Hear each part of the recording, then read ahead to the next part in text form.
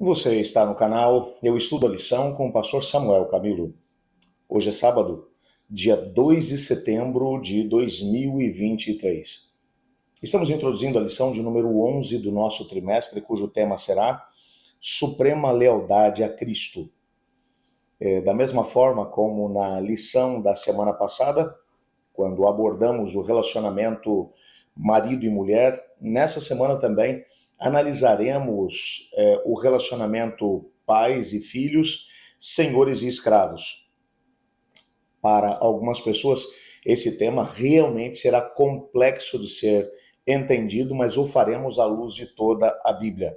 O texto que servirá como base para o nosso estudo da semana, Efésios capítulo 6, verso 9, que diz: E vocês, senhores, façam o mesmo com os servos, deixando as ameaças, sabendo que o Senhor, tanto deles como de vocês, está nos céus, e que ele não trata as pessoas com parcialidade. Antes de podermos introduzir o tema da lição de hoje, eu gostaria de orar junto com você. Aliás, agradeço porque você tem acompanhado o estudo da lição junto conosco.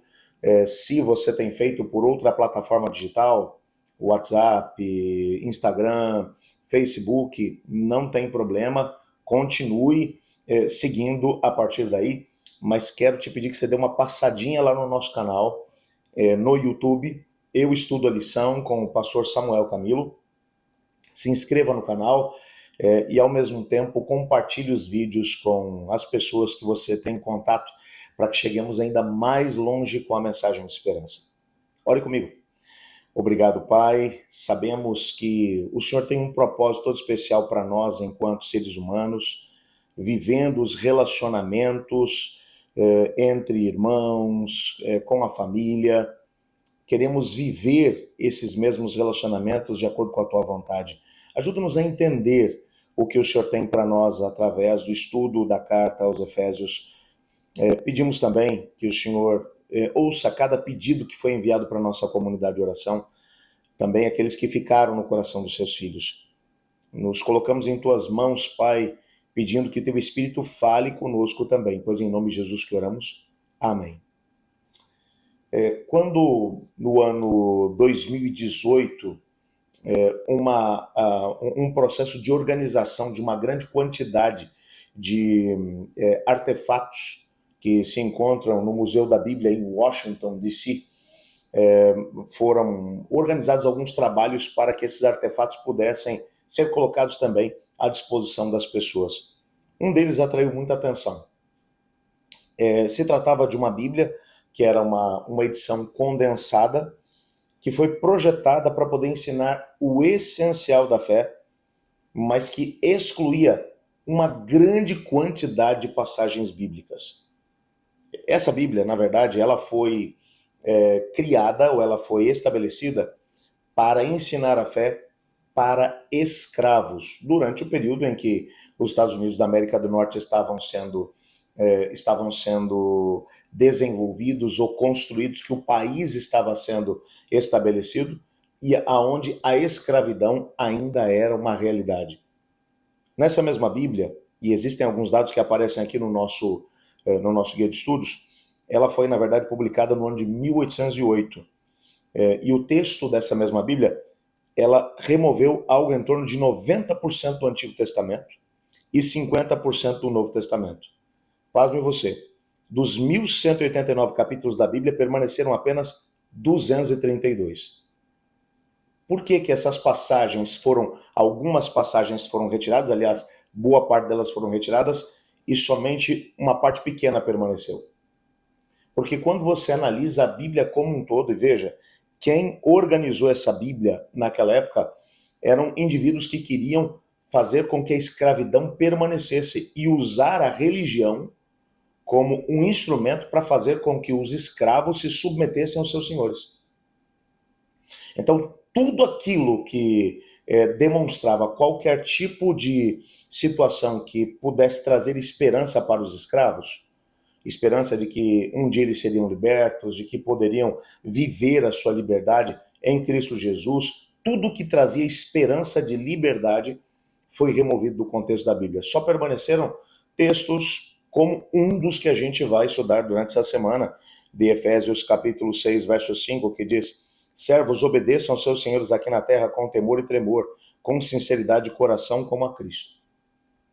Talvez porque as pessoas que naquela época conseguiram fazer essa edição da Bíblia tivessem uma teologia completamente equivocada daquilo que é a visão bíblica a respeito do relacionamento senhores e escravos, que era uma realidade que compunha a sociedade do tempo de Paulo. É lógico que quando olhamos para isso tudo, nós nos perguntamos, mas espera aí, por que passagens como essas estão lá na Bíblia?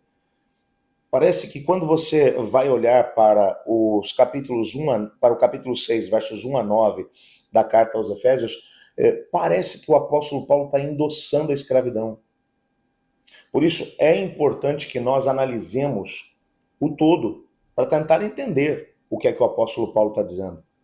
A mesma coisa vai acontecer um pouco mais à frente, ainda no capítulo 6, quando o relacionamento pais e filhos vai ser abordado.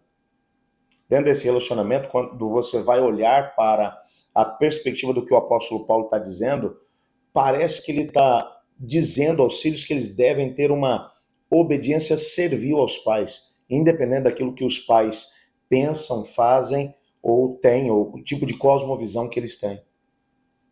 É claro que para entender também essa seção da carta aos Efésios, aquilo que é essencial é entendermos o tema da unidade.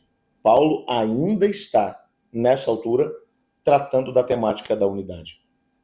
Quando você vai pensar naquilo que Paulo está dizendo lá atrás, quando ele vai ali ainda no finalzinho do capítulo 4, início do capítulo 5, ele vai falar, ele vai dizer que uns devem se submeter aos outros como também a Cristo. Nós falamos sobre isso na lição da semana passada, quando o tema era o relacionamento marido e esposa.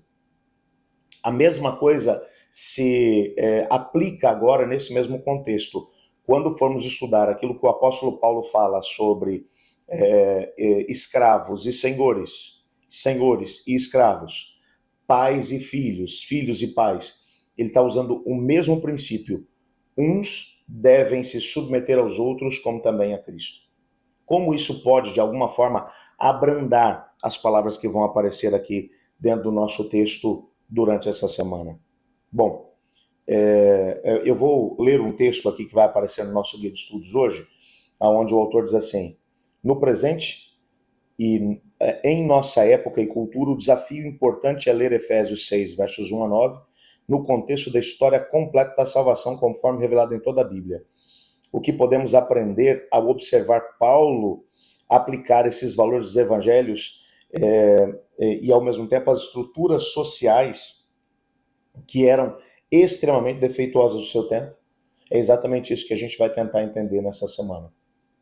Mas eu já adianto para vocês uma coisa. A Bíblia nunca, em momento algum, incentivou qualquer tipo de situação ou postura que pudesse, de alguma forma, fazer com que um ser humano se submetesse ao outro de forma servil.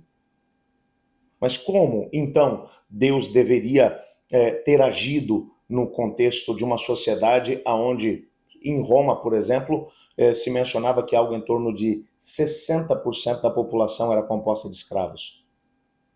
Como modificar essa mesma sociedade?